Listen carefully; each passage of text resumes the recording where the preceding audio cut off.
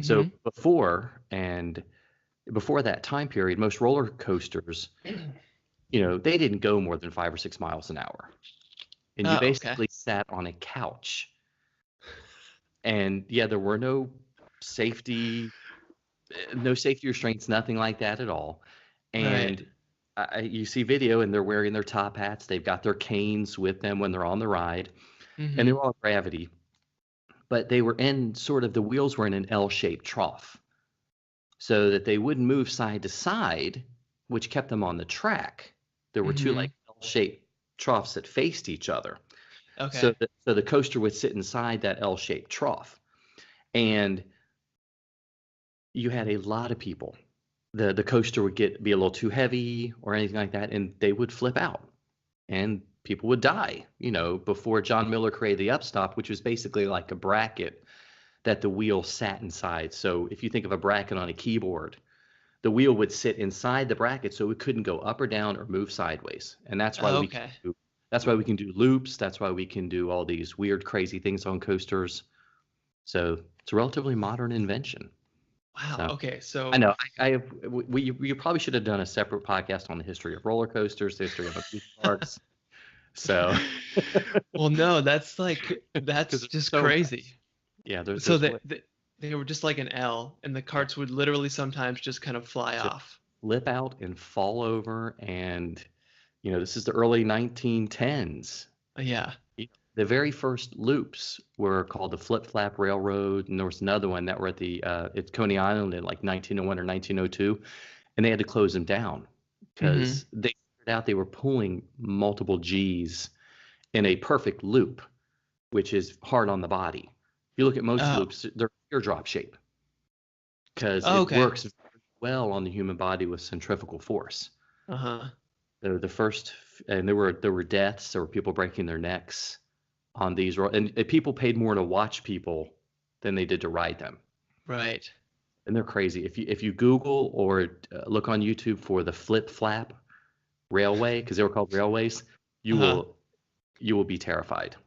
The flip flap. Yeah, I can The Flip imagine it's just like the Railway. wild west of these guys just trying stuff Yeah. and seeing what people would go on and, And what killed them or didn't kill them?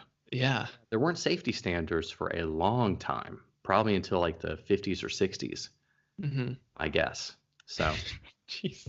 I know So, it's crazy. yeah.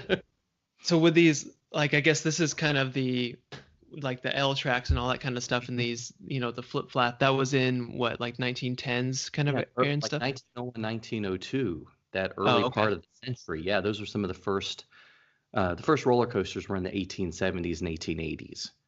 Oh, So okay. they've been around for a while. Those are the very slow. They were called friction railways. They were usually called railways of some Mm-hmm. sorts.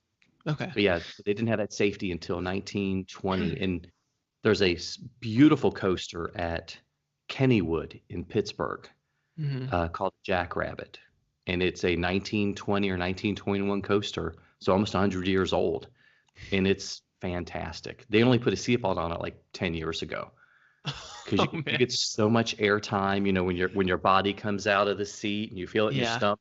That's my favorite is air time. Yeah. So yeah, so you can still all across the country, you can still find great examples of these older coasters that Mm-hmm. are still operating. Wow. Compared to these 300-400 feet beasts that you can ride as well. But Yeah. yeah, So I mean, what were they like these older ones? What were they? I mean, you said you were going slower most of the time, but I mean, if Mhm. there's a loop, you got to get some speed. So like, how are these Yeah. guys? How are they kind of propelled? Were they just Well, gravity? Was there yeah. a? The first couple roller coasters, they only had a few that were loops. Uh-huh. Around 1901 or 1902, and because of they just stopped making them. The heyday in the 1920s, there were probably 28 or 2,900 roller coasters across the country. Every Wow. town had a small little amusement park or a trolley park, Mm-hmm. and they would have a coaster or two, a nice wooden coaster. So yeah, they would have a lift hill just like we see today. The Okay. clickety clackety that takes you up to the top, and the rest of the ride is simply on gravity. Okay. So you would go towards the end, but you're still, even the hills aren't like they are now. I mean, you're talking 20, 30 feet in the air was monumental at the time. Mm-hmm. So you would still go down the hill, probably hit 7 or 8 to 10 miles an hour, and the rest of the ride would be nothing. Mm-hmm. So yeah, but they were all over because they were wooden. They caught on fire. The parks would catch on fire. Yeah, I mean, we're probably down to what, 300 or 400 amusement parks in the United States now compared to the 3 or 4,000 in the 20s. So big change. Wow. But cars changed Yeah. that too.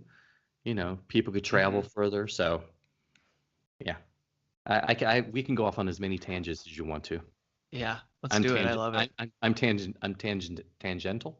Anyway, enough about that. So Yeah. Gosh, that's crazy that it took like 20 years to figure out just to put a yeah, kind of cup the it- wheels in there. But it's yeah, like a crazy. stopgap that one person came up with it, and his coasters are still around. You can still ride a bunch of them. The Mm-hmm. Jackrabbit at Candy, as I mentioned, is one of them. And then coasters sort of died. Disneyland built the Matterhorn in 1959, which was Mm-hmm. a steel tubular. I don't think it was teal, steel tubular roller coaster, and it was pretty revolutionary. And Oh, just because it was a round tube, so they could curve it and bend it, and they could do things they couldn't do on a wooden coaster. right. It was still fairly expensive to build it, so it didn't catch on.